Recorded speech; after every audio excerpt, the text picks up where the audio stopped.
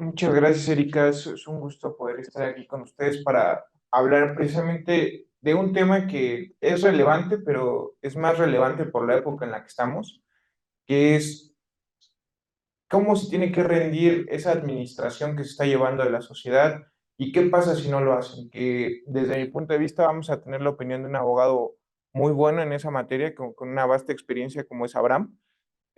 Porque bueno, o sea, en la parte corporativa vemos todo este tema de planeación, formalización, pero es muy importante ver cómo ejecutamos ese tipo de obligaciones y cómo las hacemos exigibles. Para empezar, tenemos que hablar de qué es un administrador para efectos eh, de este tema. ¿Le podrían avanzar a la siguiente, por favor? Eh, Administrador bajo el esquema y óptica que vamos a observar respecto de la rendición de cuentas y la administración de una sociedad es aquella persona que va a llevar la gestión y dirección de la misma. Esa dirección y gestión tiene que guiarse con base en los principios y las políticas y demás elementos que nos va a dar la asamblea de accionistas. Es decir, desde un esquema de gobierno corporativo tenemos nuestra asamblea de accionistas que nos va a dar la línea a seguir y los administradores van a ejecutar esas ideas sin meterse tanto a la operación, pero sí fijando además parámetros adicionales con base en su experiencia que nos van a permitir justamente el concatenar una serie de actos para conseguir esos objetivos que nos plantearon los accionistas. Es muy importante distinguir dos aspectos. Un administrador puede ser de hecho y un administrador puede ser de derecho. El administrador de derecho es aquel designado por la asamblea de accionistas que además ostenta este cargo, tiene facultades de representación legal, formalmente está reconocido en una asamblea de accionistas y también puede darse el caso de un administrador de hecho. El administrador de hecho es aquel que pues, en la práctica está llevando estas actividades y quizá el administrador de derecho no interviene para solamente cuestiones muy específicas de firmas y demás. ¿Por qué pasa esto? Y incluso la misma legislación, tanto penal como civil y mercantil, nos lo reconocen porque, pues bueno, la realidad mexicana es esta, ¿no? Que en la mayoría de las ocasiones podemos traer desfasada la realidad corporativa de la realidad del negocio. Entonces, a lo largo de este tipo de actos, pues resulta complicado entender hasta dónde llega cierta responsabilidad. Por eso es importante entender que este tipo de obligaciones son exigibles tanto a los administradores de hecho como a los administradores de derecho, ¿de acuerdo? Estos administradores de hecho y de derecho van a tener ciertas facultades y obligaciones.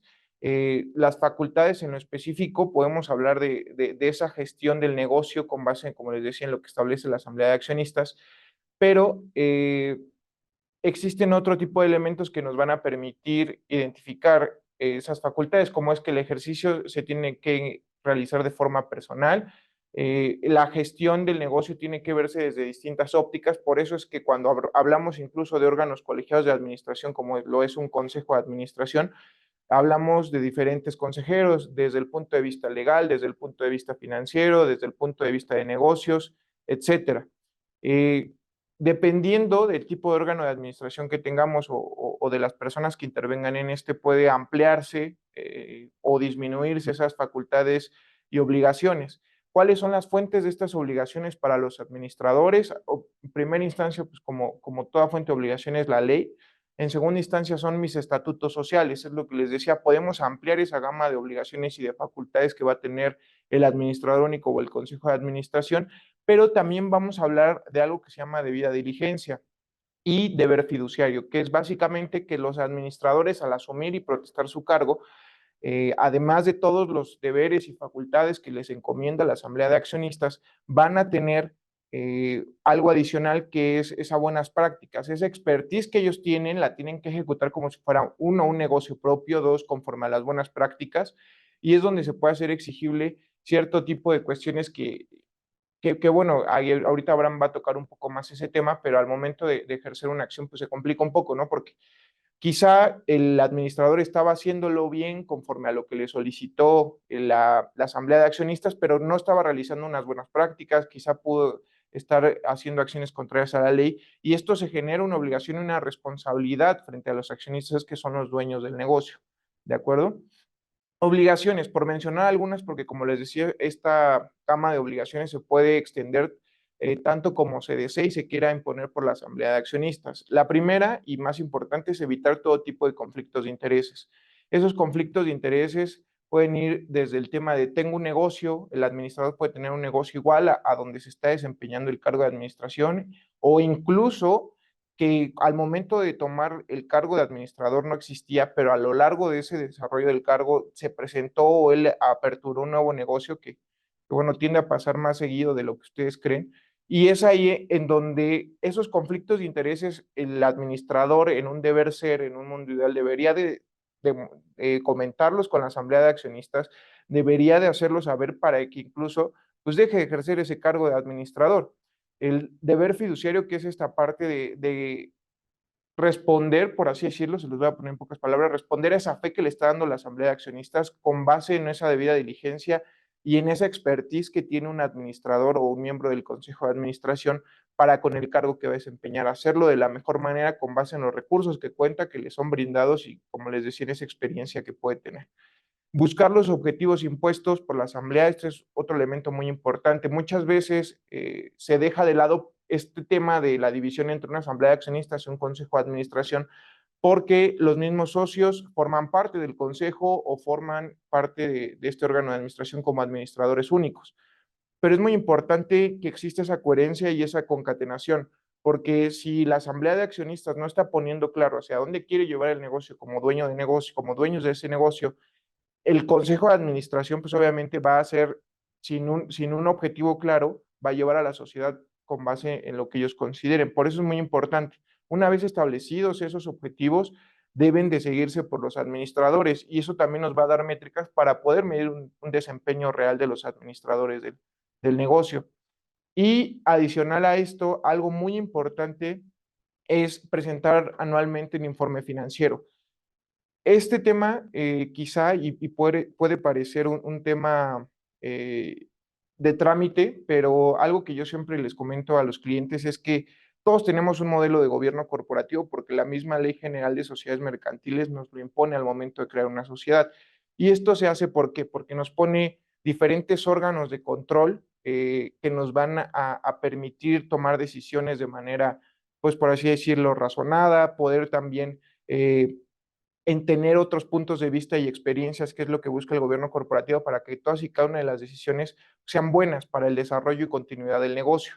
¿De acuerdo? Entonces, este informe anual financiero que se hace en la Asamblea Anual de Accionistas es un requisito más o es un elemento más que nos da de gobierno corporativo la misma, la misma ley general de sociedades mercantiles. Ese informe anual se tiene que elaborar por los administradores, tiene que revisarse por el comisario y tiene que ser presentado a los accionistas. Incluso lo más recomendable y siempre es que se tenga con anterioridad. ¿Por qué? Porque con base en esto vamos a hacer una comparación entre los objetivos que se impusieron o que se determinaron por los accionistas y cuál fue la realidad en la práctica de esos objetivos, lo que incluso nos va a dar métricas, les decía, nos va a permitir evaluar el desempeño de los administradores. Esos objetivos deben de verse desde distintos puntos, no solamente en una cuestión de crecimiento económico. Hablamos incluso de cumplimiento legal. Oye, pues nos multaron 3 veces en este año, eso no está bien, quiere decir que estamos incumpliendo con la ley. Oye, financieramente, pues sí tuvimos mucha venta, pero poca utilidad, ¿a qué se debe?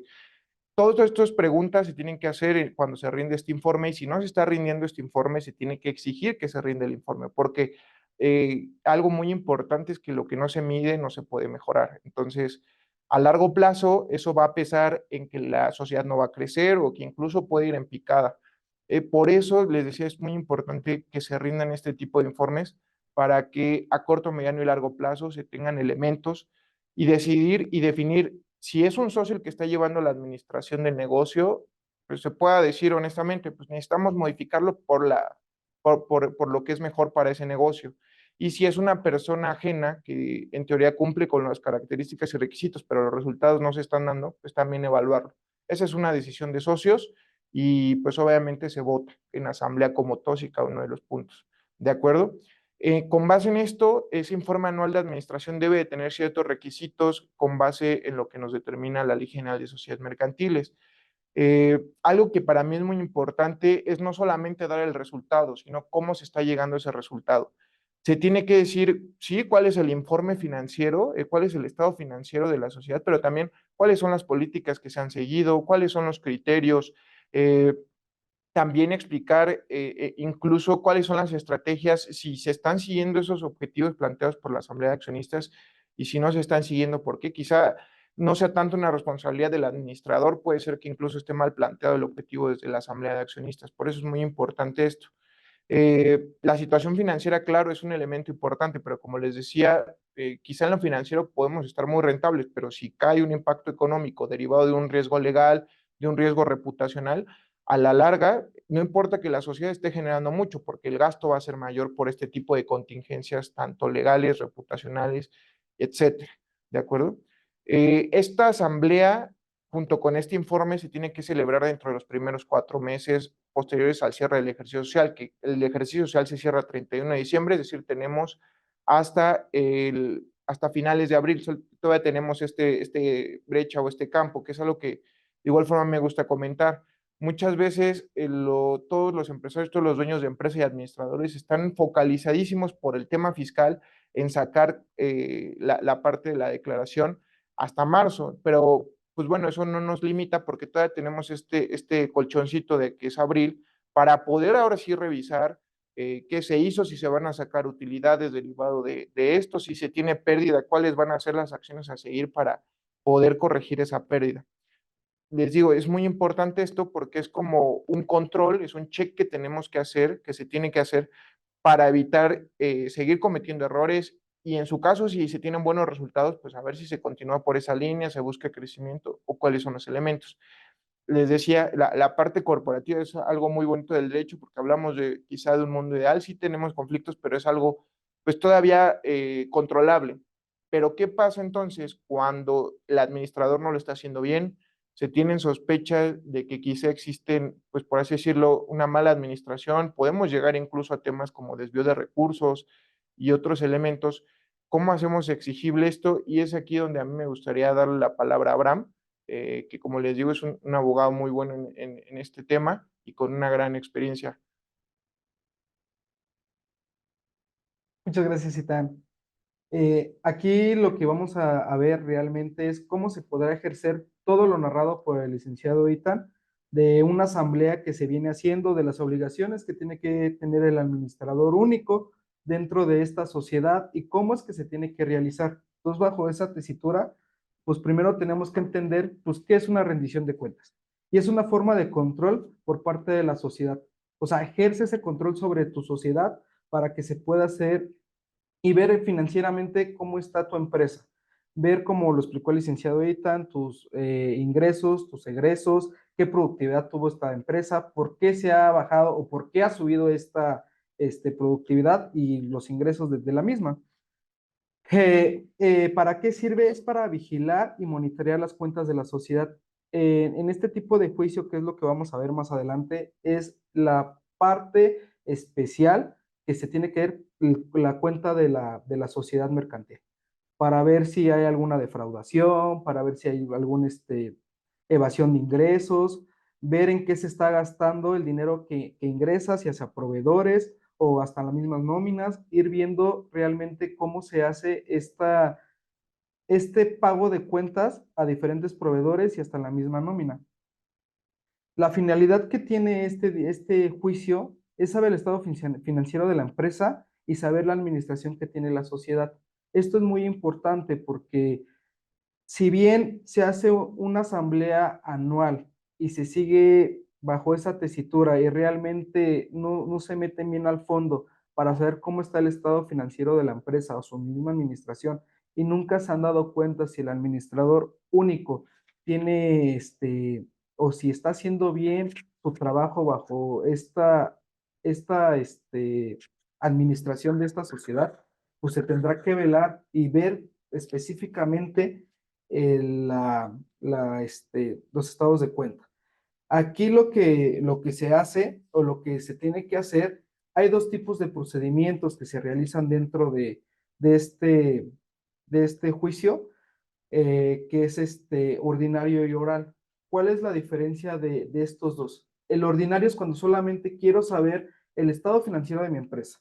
Si bien ya se celebró una asamblea ordinaria o extraordinaria en su caso, al ver algún menoscabo dentro de esta sociedad, y solamente quiero saber el estado financiero actual de mi empresa, se lleva por la vía ordinaria, sin hacer alguna ejerción, una acción contra el administrador único, solamente es solicitarle que se haga la rendición de cuentas en un tiempo determinado.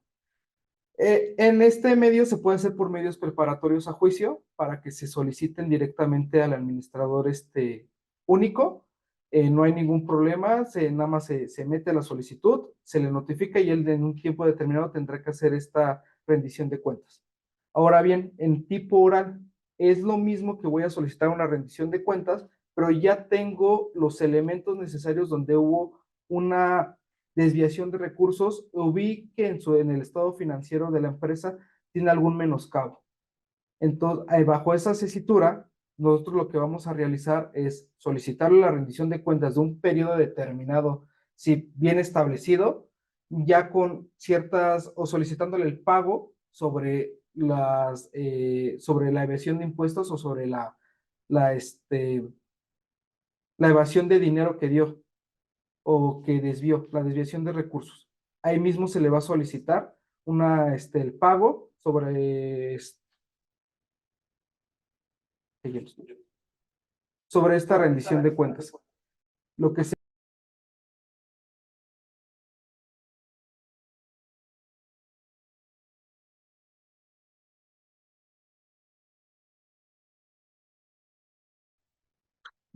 ¿Me escucho?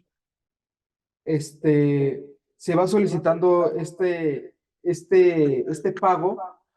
¿Cuáles son las pruebas que vamos a necesitar para poder solicitarle este pago al administrador único? En principio va a ser el estado de cuenta financieramente que tenga con una institución bancaria, donde se vea realmente el pago o ver específicamente dónde viene esta desviación de recursos. Posteriormente se va a solicitar un arqueo contable. El arqueo contable es para ver cuándo tenía la empresa, con cuánto quedó y ver dónde se quedó esa desviación de recursos, para posteriormente poder solicitar el pago de manera de este juicio al administrador único. Se puede hacer también o se puede ejercitar una acción penal contra el administrador único.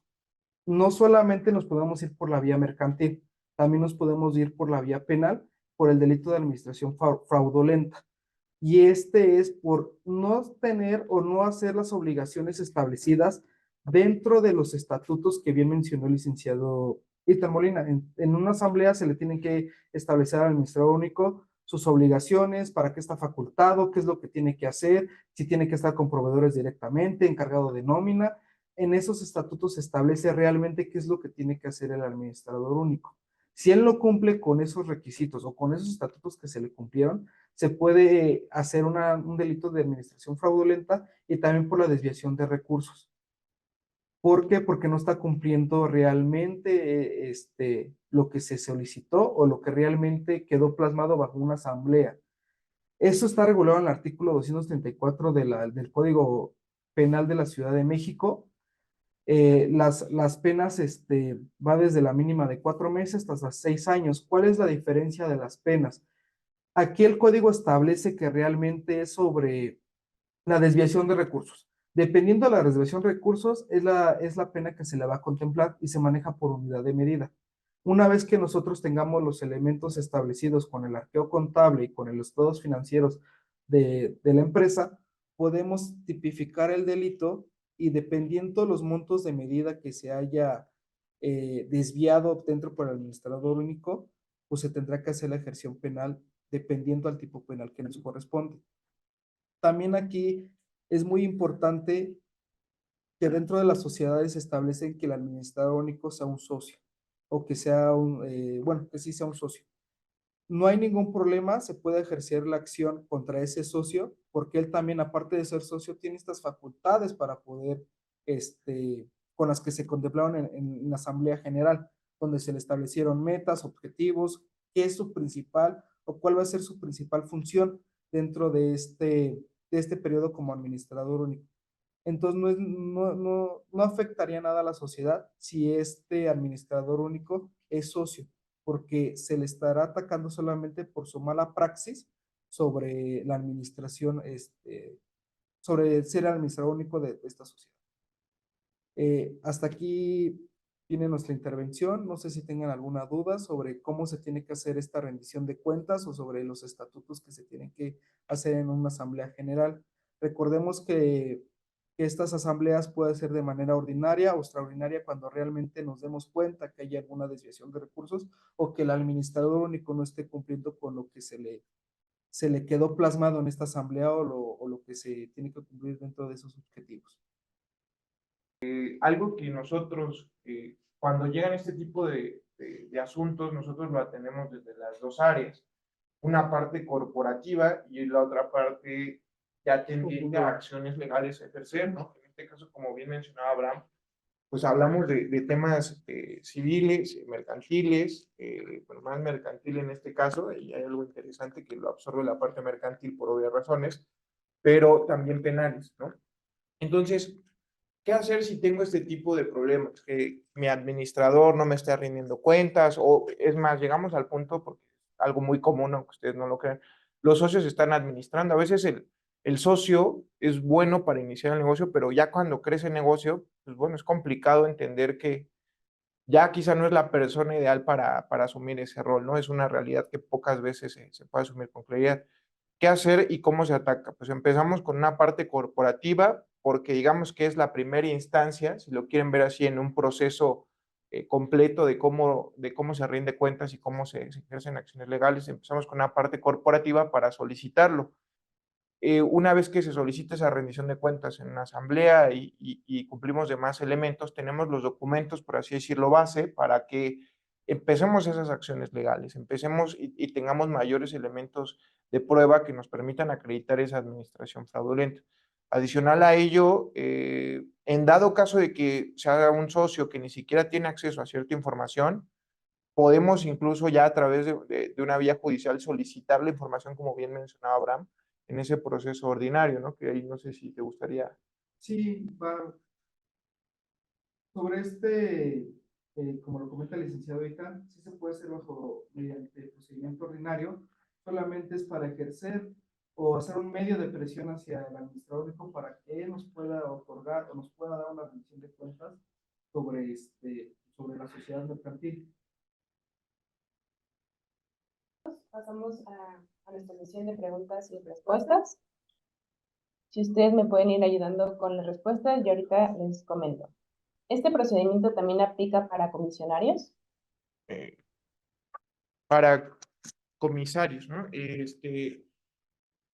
Este procedimiento, bueno, para empezar, la responsabilidad aplica para todos los funcionarios en materia corporativa de la sociedad. Hablamos, como les decía, de distintos órganos. Uno es el de administración y posteriormente también tenemos a los comisarios. Los comisarios no pueden materializarse como tal una administración fraudulenta porque su mismo cargo no indica que exista esa labor de administración. Sí existe una responsabilidad, pero es por hechos un tanto distintos a, ¿cómo se llama? A una administración fraudulenta o demás, sino más bien es por la responsabilidad respecto a las funciones del comisario. ¿Cuál es la función del comisario?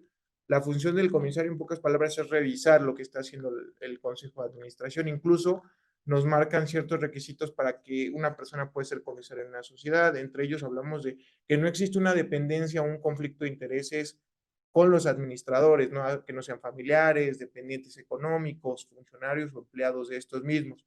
Entonces, sí puede existir una responsabilidad para comisarios, pero sí es distinta respecto de la de los administradores, porque ellos solamente sería respecto de ese deber de debida diligencia al revisar las cuentas de los administradores, de desempeñar un cargo. Incluso si me lo permiten, yo la asemejaría más a una cuestión de responsabilidad profesional al tener que ser peritos en la revisión de este tipo de elementos.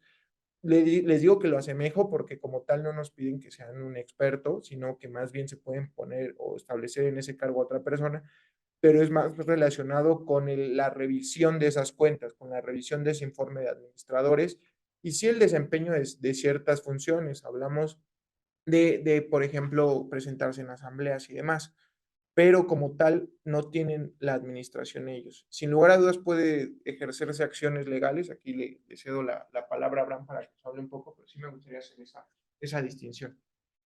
Sí se puede hacer una acción legal para los comisarios. Primero tendríamos que checar la Ley General de Sociedades Mercantiles, como ya lo explicó el licenciado ahorita, tendremos que ver para qué está facultado y si bien lo estableció, es velar por la administración de la empresa o ver qué es lo que tiene que hacer la empresa. Y si él no hace cuál es su función específica, en primer aspecto, hay que ver si los comisarios cometen algún delito o si no están, si tiene alguna afectación directa a la empresa.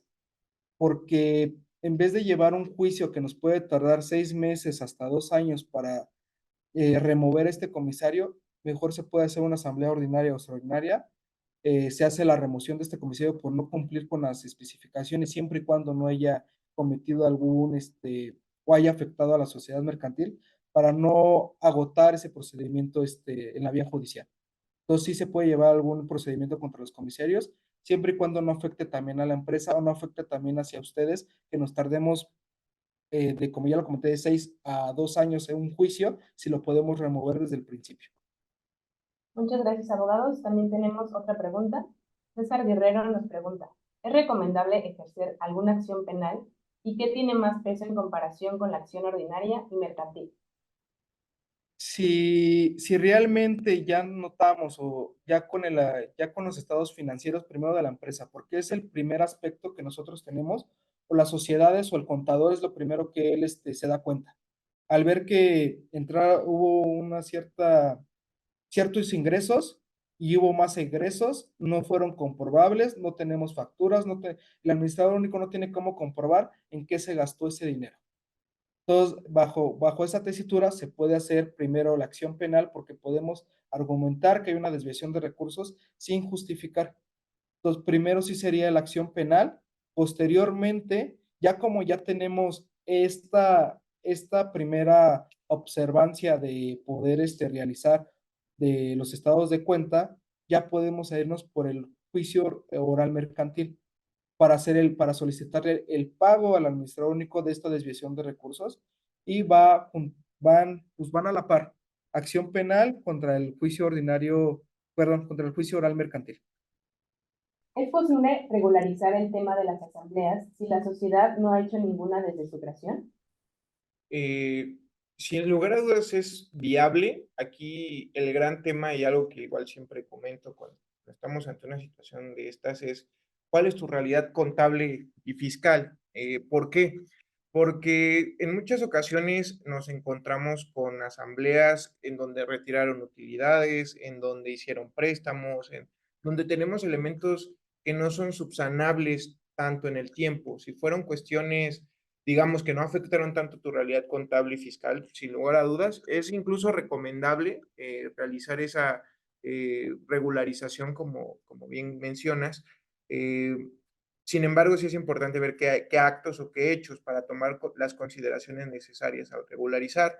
Incluso se puede llegar al punto de que cuando se realizaron ciertos actos, únicamente en lugar de ir haciendo hacia atrás las asambleas, podemos regularizar en una misma todos los ejercicios sociales a partir de esa revisión. Sin lugar a dudas, como te decía, hay que ver qué actos hicieron, porque derivado de eso se puede llegar a reconocer alguna responsabilidad, tanto fiscal como por parte de los administradores, empezando el por qué no se cumplió con esta obligación. Y adicional a ello, no hay que olvidar que todos los libros corporativos, entre ellos el libro de actas de asamblea, forma parte de tu contabilidad. Entonces, es importante hacerlo año con año. Sí se puede regularizar para ser concretos, pero sí tenemos que observar cuáles son las condiciones de cada ejercicio social. ¿Qué vamos a regularizar? ¿Hasta dónde podemos? ¿Y cuáles serían las consecuencias de eso? Y con base en eso, pues ejecutar y actuar con las acciones necesarias. ¿Existe alguna retribución para el órgano de administración? Es decir, ¿es una obligación retribuirles por sus servicios? Sí, sin lugar a dudas existe, o más bien tienen derecho a percibir una remuneración. Sin embargo, esa remuneración puede ser, digamos, se puede renunciar a esa remuneración. que es importante hacerlo y si no, pues también aquí Abraham no me dejará mentir, se puede voltear esa parte al momento de querer solicitar una rendición de cuentas o que digamos que no se hizo el trabajo que debieron de haber hecho estos miembros del órgano de administración, es que se renuncie en una asamblea o en algún documento donde lo dejemos, tengamos constancia. ¿Por qué? Porque si no, se sigue por las reglas generales de cualquier este tipo de relaciones. ¿Y qué va a pasar? Que el día de mañana, si nunca se tuvo la manifestación clara de que se renunciaba a esta remuneración, ya sea económica o de otra índole, pues bueno, ellos pueden tener el derecho también por el cargo desempeñado a solicitar esto. De igual forma, como bien mencionaba en la pregunta anterior, se puede regularizar y subsanar esto, pero tenemos que observar si quizás sí se le venía dando algún cargo o alguna remuneración en el tiempo y de repente me dicen, no, pero en esta asamblea pone que renunció. Pues sí, pero ya ni siquiera tenemos la firma de quien era administrador único, sería algo totalmente ocioso poder buscar eso porque no tendría ninguna validez en ese aspecto. Entonces, con base en eso, necesitamos dejarlo bien claro en una asamblea o en algún documento en donde se manifieste que se renuncia a esa parte de la remuneración, porque si no, como se mencionaba, pues, ellos pueden tener también la acción legal para poder solicitar el pago de esa contraprestación. No sé si tú quieras. Referente a lo que comenta el licenciado Vitán, también hay que ver cómo está regulado en los estatutos. De ahí tendremos que partir nosotros para iniciar algún procedimiento judicial, para, si en caso de que el administrador solicite la retribución por sus servicios, primero tendríamos que checar los estatutos. ¿Cómo fue que se dio esta obligación? ¿Qué es a lo que se obligó el administrador único? ¿Y qué es a lo que se obligó la sociedad? Para posteriormente de ahí nosotros como defensores de la sociedad tener que checar qué fue lo que está bien y lo que está mal, y en caso ver si realmente el administrador único tiene el derecho de solicitar esta retribución por sus servicios. ¿Hay alguna sanción por parte de alguna autoridad si no hacen asambleas o cuáles son las consecuencias? Creo que se responde un poco con la pregunta de la regularización de las asambleas. En estricto sentido, a diferencia de la legislación fiscal, donde tenemos una autoridad fiscal que es muy agresiva, cuando hablamos de quizá una parte corporativa, no existe una autoridad que nos exija esto. Sin embargo, en ese mismo sentido, la regulación fiscal ha ido, desde el punto de vista legal, absorbiendo o tratando de agarrar lo más valioso de diferentes áreas del derecho. Tenéis así que hoy en día no podemos hacer una compraventa de un inmueble sin observar la parte fiscal porque nos estaríamos metiendo en un gran problema. Lo mismo pasa con esta parte de los libros corporativos. No hay una autoridad específica, pero como se absorbe dentro de lo que tiene que contener la contabilidad, sí existen multas y sanciones que que pueden ser aplicadas en caso de que no contemos con todo esto eh, anualmente. Adicional a ello, en caso de existir, como les decía, ciertos actos, como puede ser retirar utilidades, capitalizar utilidades, capitalizar deuda, que son actos económicos que están teniendo un impacto dentro de la sociedad y que tienen que tener una justificación corporativa en una asamblea, nos va a llevar a que no tengamos ese soporte documental de cómo se llevó a cabo y que en verdad fue así, adicional a la recomendación de que cuando se lleven a cabo este tipo de actos, se protocolicen para dar algo que se llama fecha cierta en materia fiscal. Entonces, sí, básicamente yo les diría, como siempre, ténganle miedo al SAT cuando hablemos incluso de estos temas. Incluso nos ha tocado transmisiones de acciones que las hicieron a valor nominal cuando era una empresa que valía 50, 60, 70 millones.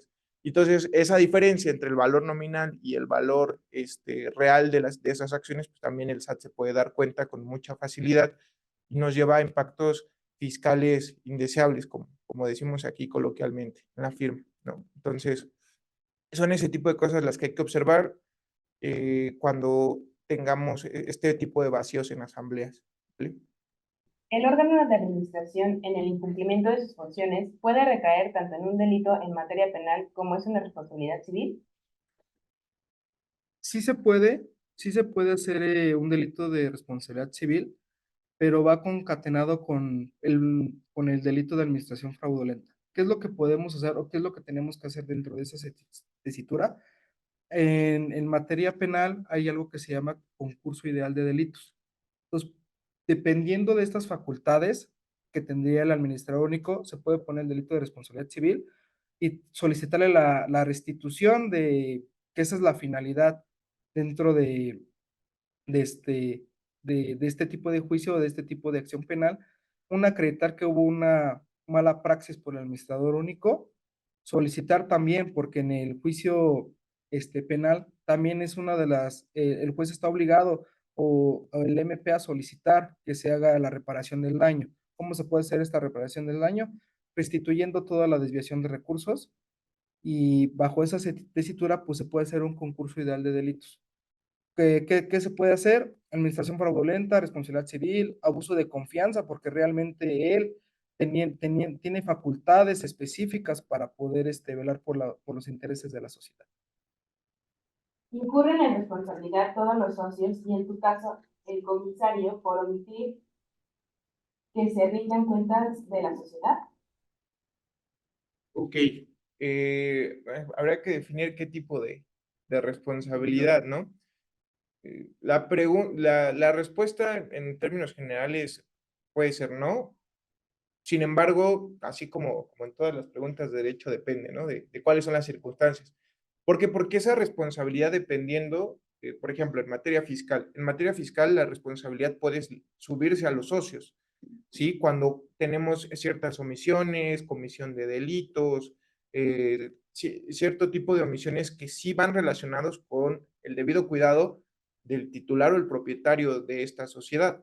Entonces, la responsabilidad sin lugar a dudas puede ascender, pero digamos que siguiendo una línea en donde el administrador es el único encargado y nunca ha rendido cuentas y los socios sí buscan esa rendición de cuentas en un determinado momento, ellos pueden, por así decirlo, no tener esa responsabilidad.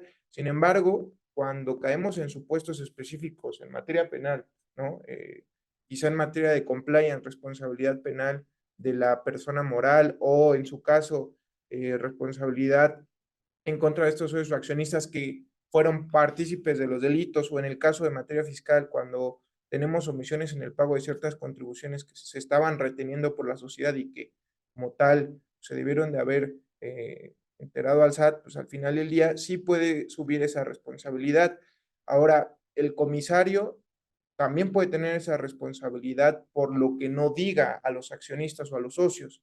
Si el comisario funciona como, por así decirlo, un tercero que les va a dar un punto de vista imparcial a los accionistas respecto de lo que les está presentando el administrador.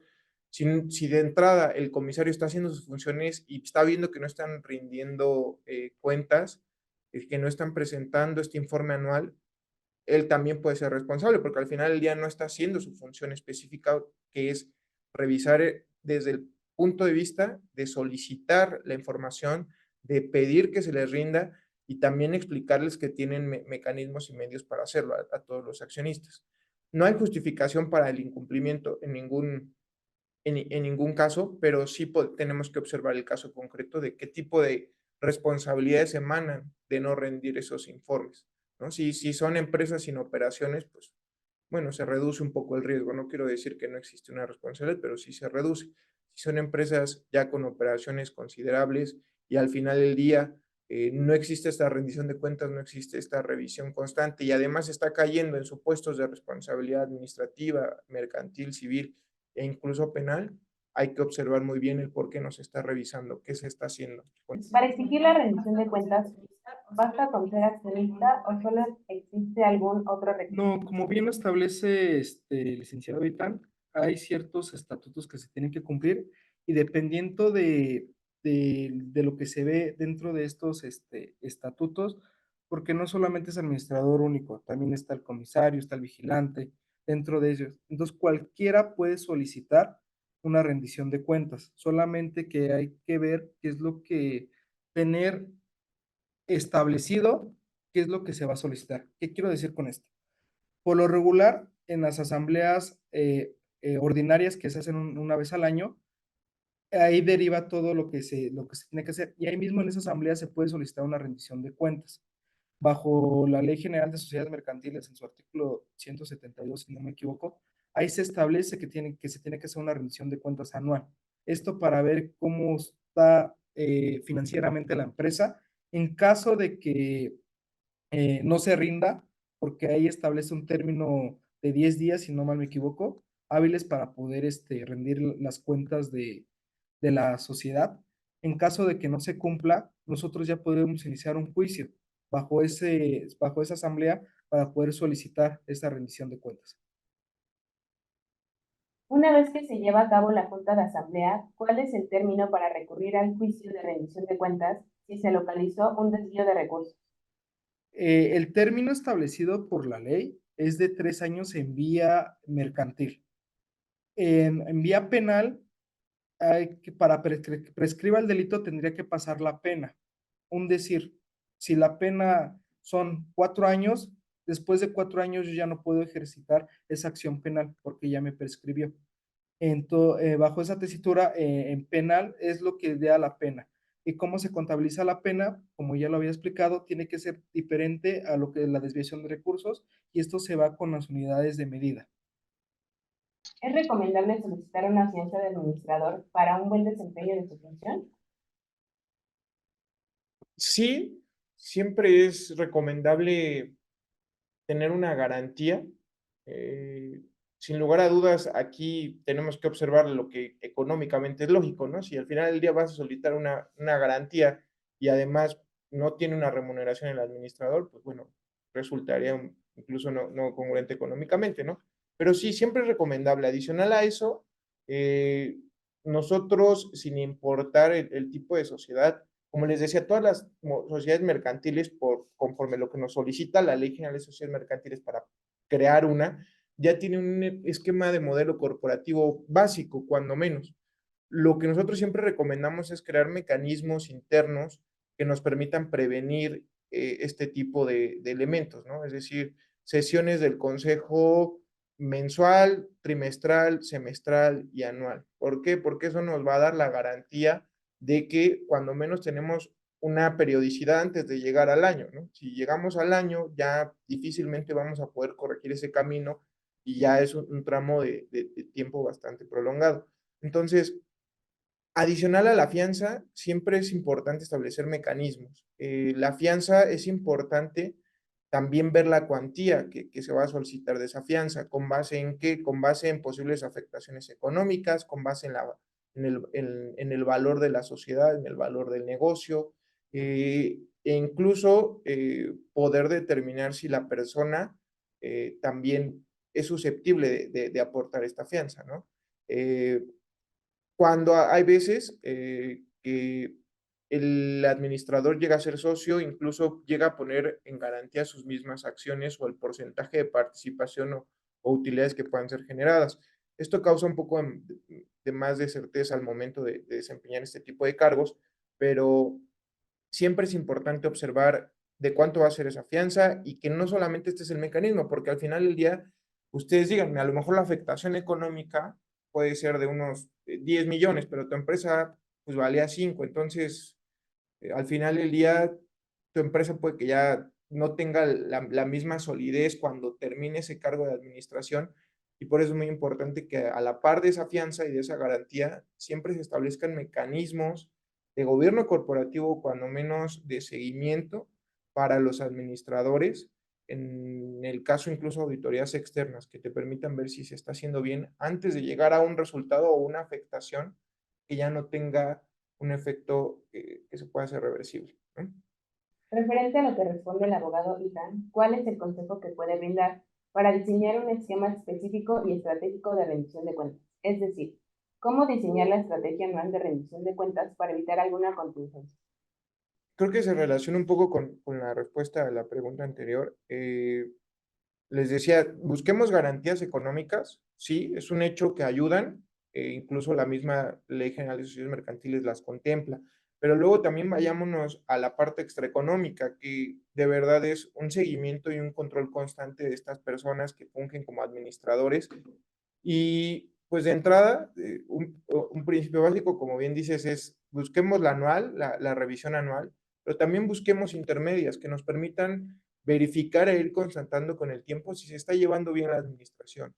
Y en dado caso de que no, tener los mecanismos e incluso los elementos probatorios para poder rescindir cualquier tipo de relación e incluso poder medir riesgos, poder determinar si no vamos por buen camino, cuáles son las afectaciones económicas. Aquí entramos otro tipo de elementos dentro de ese mismo esquema, como son reservas legales o reservas económicas para afrontar este tipo de contingencias que tienen que preverse desde la asamblea de accionistas, eh, porque son muy importantes contar con ellas, ¿no?